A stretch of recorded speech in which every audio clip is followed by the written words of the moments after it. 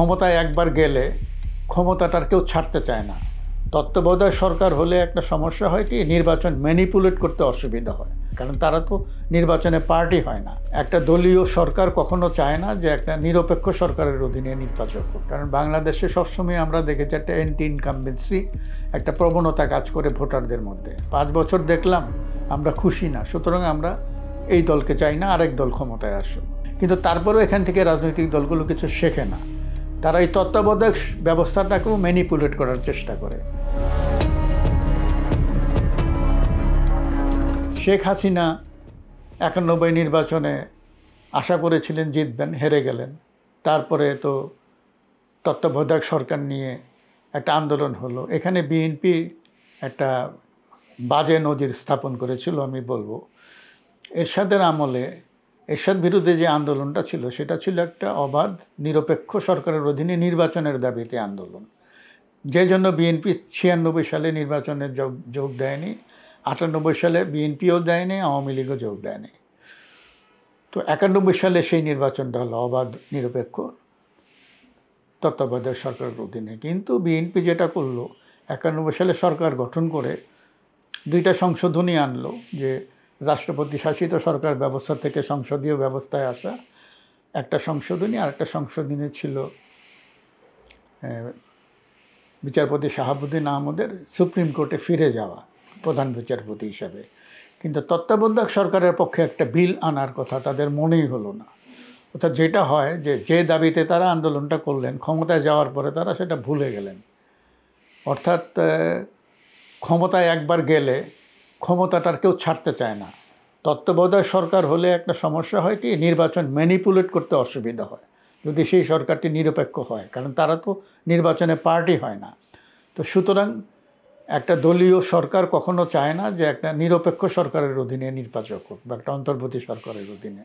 তো বিএনপি ওই কাজটা করলো, যে তত্ত্বাবধায়ক সরকারের অধীনে 91 সালে নির্বাচনে জিতে বিএনপি ক্ষমতায় এলো, সেই ব্যবস্থাটিকে তারা সংবিধানে অন্তর্ভুক্ত করলো না, এবং এটার জন্য আন্দোলন করতে হলো। তারপরে সেই আন্দোলনে বিএনপি আন্দোলনটাকে পাত্তা দিল না, এবং 96-এর 15ই ফেব্রুয়ারি একটা পাতানো নির্বাচন হলো, এবং সেখানে ভোটাররা ভোট দিতে যায়নি। 5% লোকও ভোট দিতে গেছে কিনা সন্দেহ। তো এইরকম নির্বাচন করার পরে ওই সময় আওয়ামী লীগ একটা আন্দোলন করেছিল, এবং আমরা দেখলাম যে আওয়ামী লীগ আন্দোলন করে, এবং আওয়ামী লীগের সঙ্গে অন্যান্য বিরোধী দল, বিশেষ করে জামাতে ইসলামী, জাতীয় পার্টি সবাই মিলে আন্দোলন করে বিএনপিকে গেলাতে বাধ্য করলো তত্ত্বাবধায়ক সরকার ব্যবস্থার। এবং বিএনপি সেই 96-এর ফেব্রুয়ারির পরে যে সংসদ হলো, সেখানে বিল এনে একটা তত্ত্বাবধায়ক সরকারের বিধানটা সংবিধান সংশোধনী হিসাবে গ্রহণ করলো। তারপরে তার ফলাফলটা দেখলাম আমরা 96 সালে আওয়ামী লীগ আবার সরকারে এলো, কাম ব্যাক করলো। তো ওই সময় তত্ত্বাবধায়ক সরকারের অধীনে নির্বাচন না হলে আওয়ামী লীগের পক্ষে ফেরা সম্ভব হতো না। তারপরে এইভাবেই চলছিল তত্ত্বাবধায়ক সরকারের অধীনে। এরপরে আরও 2001 সালে নির্বাচন হয়েছে, সেই নির্বাচনে আবার গণেশ উল্টে গেছে, আওয়ামী লীগকে চলে যেতে হয়েছে, আবার বিএনপি এসছে। ভোটারদের সামনে একটা চয়েস ছিল যে আমরা 5 বছর পর পর আমরা সরকার যদি আমাদের ইচ্ছা মাফিক না চলে বা আমাদের অপছন্দ হয়, তাহলে আমরা ভোট দিয়ে সরকার বদল করতে পারবো। এটা তো ভোটারদের সেই সার্বভৌম ক্ষমতাটা ছিল সংবিধানে। 2008-এ একটা ম্যানিপুলেটেড নির্বাচন হয়েছে আমি বলবো, এটা নিয়ে অনেক কথাবার্তা আছে। তো যাই হোক, সেখানে আওয়ামী লীগ 3/4 সংখ্যাগরিষ্ঠতা নিয়ে সংসদে আসলো, এবং এসে তারা তত্ত্বাবধায়কের বিধানটা সংশোধনী ওইটা করে ওটা বিধানটা বাতিল করে দিল সংবিধান থেকে।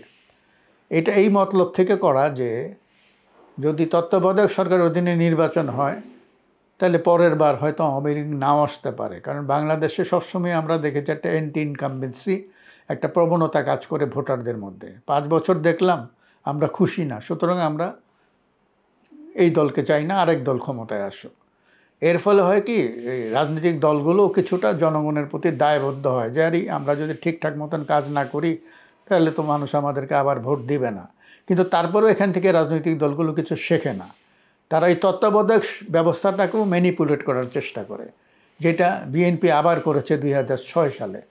বিচারপতিদের বয়স 2 বছর বাড়িয়ে পছন্দের লোককে তত্ত্বাবধায়ক সরকারের প্রধান করার এই মতলব থেকে কিন্তু তারা এই কাজটা করেছে। করে তারা পরে হারে হারে টের পেয়েছে 18 বছর তাদেরকে ক্ষমতার বাইরে যেতে হয়েছে, অথচ তারা এই ভুল থেকে শেখে না। দলীয় সরকারের অধীনে নির্বাচন নিরপেক্ষ হয় না, আমরা দেখলাম। তো তত্ত্বাবধায়ক সরকার ব্যবস্থাটা তো আসলো সেই জন্যই, কিন্তু এরা বারবার বলে, একবার বিএনপি বলে এটা তো সংবিধানে নাই, এটা পৃথিবীর কোন দেশে আছে, আমরা এটা মানি না। এবার আওয়ামী লীগও এই কথাই বলা শুরু করলো যে না, এটা তো সংবিধানে আমরা রাখতে পারি না, এটা তারা নানান ছলছুতার আশ্রয় নিল। এবং সংবিধানে একটা আইন ছিল যে সংবিধানের কোনো মৌল ধারার পরিবর্তন করলে সেটা গণভোটে অ্যাপ্রুভ করাতে হবে। তো তত্ত্বাবধায়ক সরকার ব্যবস্থা যখন বাতিল করলো আওয়ামী লীগ সরকার, তখন কিন্তু ওই গণভোট হয়নি। তো ওই জায়গাটায় সেটা অবৈধ হয়ে গেছে। আমি জানি না এটা নিয়ে বিরোধী দলের কেউ মামলা করেছিল কি না, কিন্তু এরপরে তো আমরা দেখলাম বিএনপিকে লাগাতার আন্দোলন, হরতাল, অবরোধ এগুলি করতে। তো আমরা যেটা দেখেছি যে একটানা আওয়ামী লীগ 3 মেয়াদে ক্ষমতায় থাকলো। ওই বিধানটা বাতিল হয়ে যাওয়ার পরে প্রতিবাদে বিএনপি নির্বাচনটা বর্জন করলো 2014 সালের।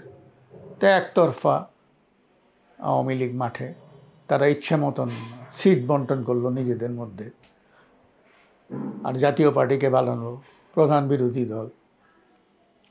এরপরে 2018 সালের নির্বাচনে আবার বিএনপি এলো।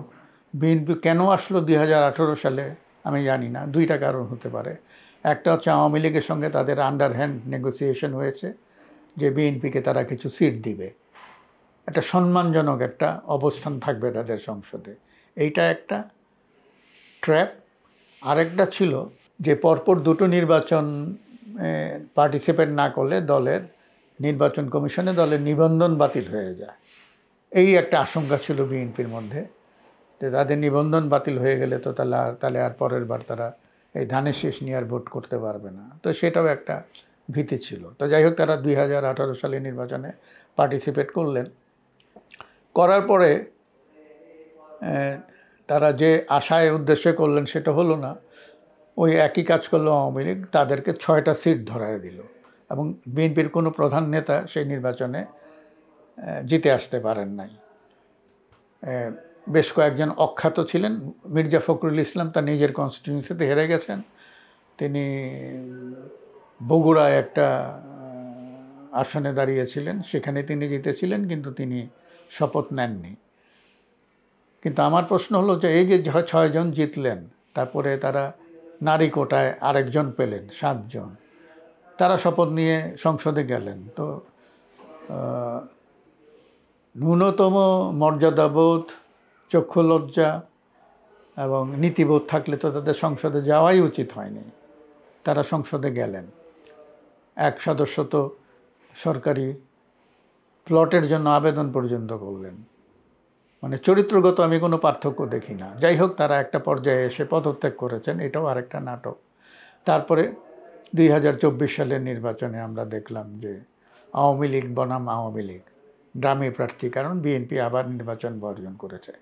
এখন আমরা দেখলাম যেটা, যে বিএনপি কিন্তু আওয়ামী লীগকে দেখেছে আন্দোলন করে 95-96 সালে বিএনপি সরকারকে বাধ্য করেছিল তত্ত্বাবধায়ক সরকার ব্যবস্থাটাকে সংবিধানে অন্তর্ভুক্ত করতে। বিএনপি কিন্তু আন্দোলন করে আওয়ামী লীগ সরকারকে এরকম কিছু করাতে পারেনি এবং নির্বাচন প্রতিহত করার ঘোষণা দিয়েও কিন্তু নির্বাচন প্রতিহত করাতে পারেনি।